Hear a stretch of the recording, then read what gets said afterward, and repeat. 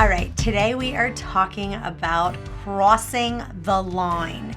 Yes, you heard me with my New York accent. One of my absolute favorite shows is called The Prophet with Marcus Lemonis. He is my absolute favorite. And he has this episode where it's this New York guy. I love this family. It is called Green Tea Ice Cream.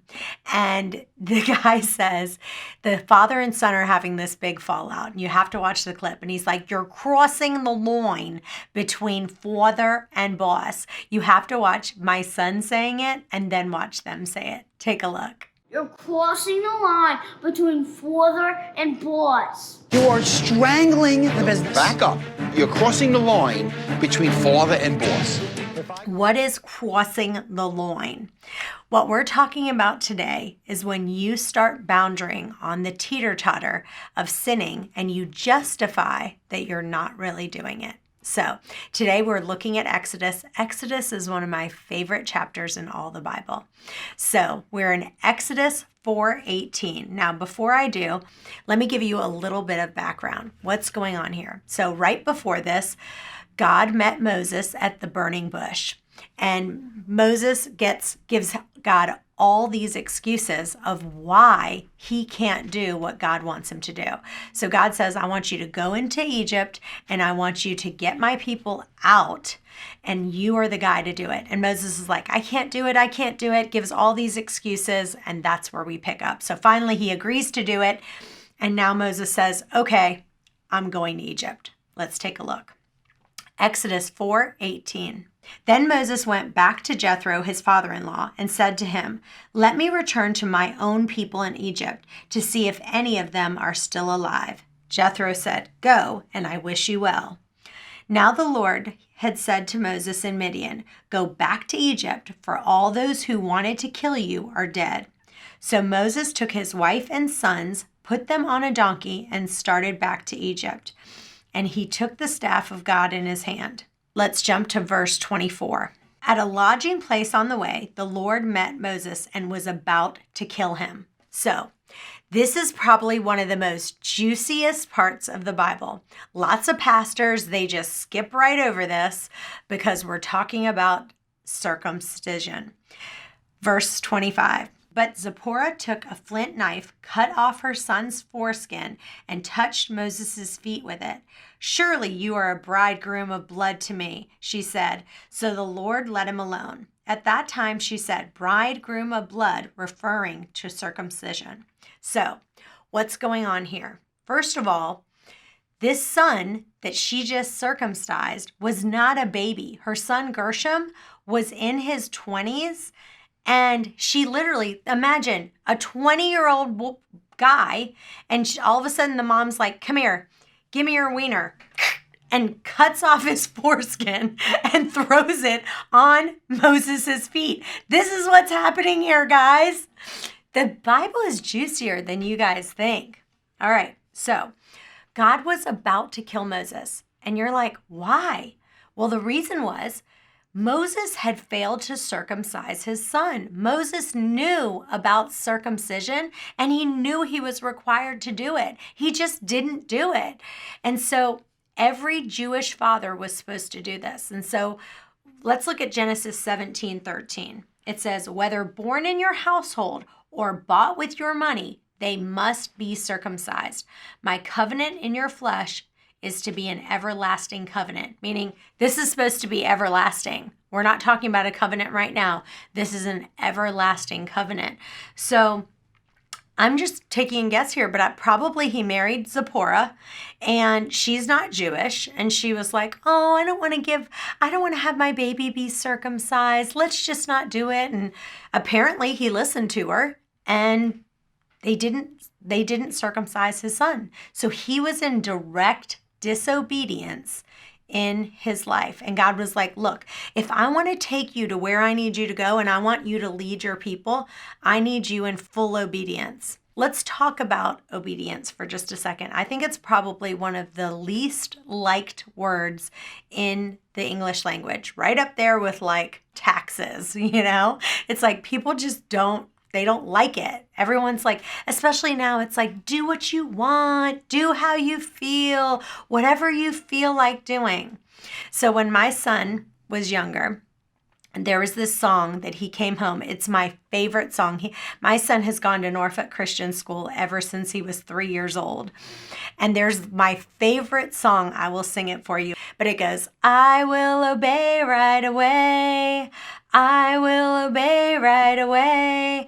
Never asking why. Never with a sigh. I'm not going to do this one.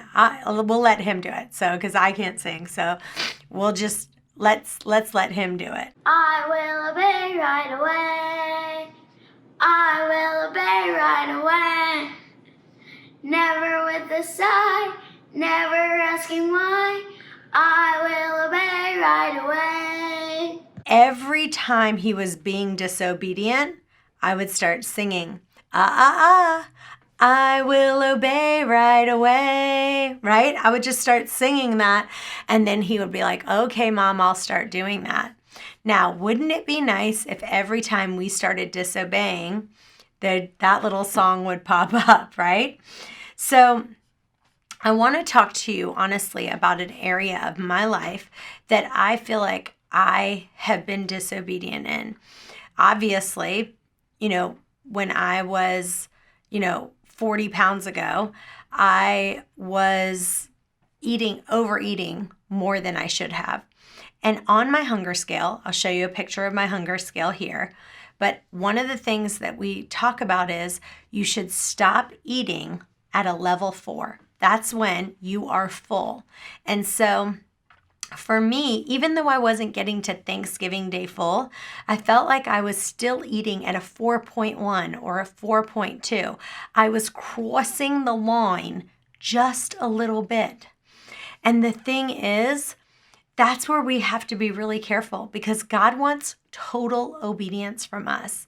I hear Christians say things like, I just cheated on my taxes a little bit. I crossed the line a little. I have a little bit of unforgiveness. I just crossed the line a little bit. Me and my boyfriend, we just have a little bit of sex. We crossed the line a couple times, but no big deal. I crossed the line a little bit with my boss. I was a little disrespectful, or I'm crossing the line with overeating.